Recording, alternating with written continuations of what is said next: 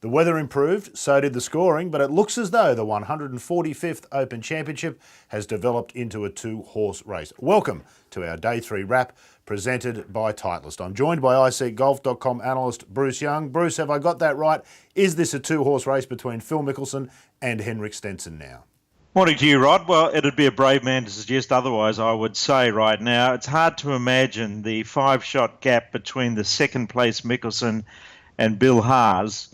It's hard to imagine that's going to be made up for in any way, shape or form by Bill Haas. I mean, this is golf. We know that strange things happen when the pressure goes on the final day of a major championship.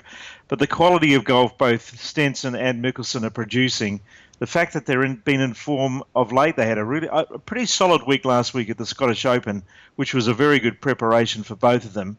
And the quality of their shot making throughout the course of today, and certainly for the first 2 days, it's hard to imagine that somebody's going to chase them down. So, to answer your question, it does appear like a two-horse race, and potentially maybe the sort of battle that we saw back in 1977 at Turnberry when Jack Nicklaus and Tom Watson went down the stretch and really just separated themselves from the field.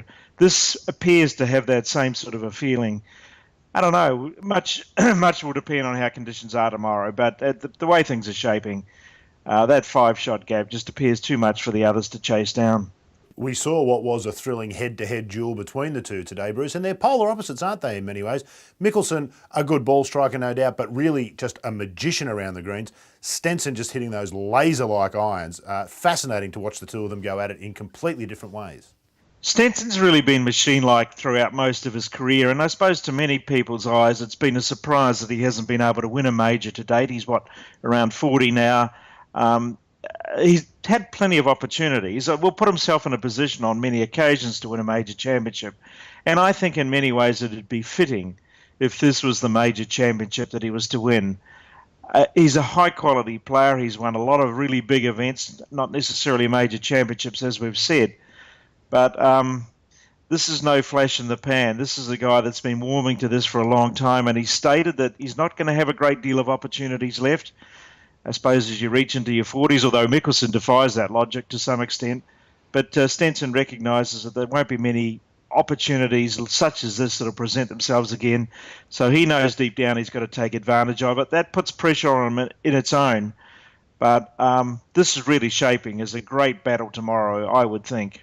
Yeah, no doubt about that, Bruce. A major, about the only thing that Henrik Stenson hasn't yet achieved in his career. To the Australians this week, we were hoping for a big move from Adam Scott, Jason Day, Mark Leishman, or some of the others today. Day started hot on the front nine, but didn't go so well around the back. Well, like so many rounds throughout the course of this week, people have made a great run through to the turn to the ninth hole, and then they turn back into the, well, not so much into the wind today. It was more of a cross left to right when playing those holes like 10, 11, and the balance of the holes on the back nine are all heading north, and they were all facing that crosswind, and it brought Jason undone. An 8-shot difference between a 4-under front nine and a 4-over back nine really tells the story of what has been overall a pretty disappointing week for not only Jason, but for the Australians generally. Jason in 25th position, the best of them, Matt Jones in 43rd position, and of course Scott and Leishman in 50th position, and the others, Scotty Hend and Greg Chalmers. I think, overall a pretty good tournament for Greg Chalmers, and I suppose to some extent for Scotty Hend to make the cut and be reasonably well placed after 36 holes. But today took its toll on most of the Australians. And you're right, it was a pretty impressive performance by Jason to get himself to the edge of contention with that fast start today. But in the end, it was a good solid round of even par, but not enough to make any sort of dent in the lead that the players ahead of him had. Yeah, there's not going to be an Australian winner, Bruce, we know that, but there will be a winner. Looking forward to chatting to you about who that is tomorrow. Good on you. Cheers, Rod. And make sure you join us tomorrow for our Day 4 wrap of the 145th Open Championship, presented by Titleist.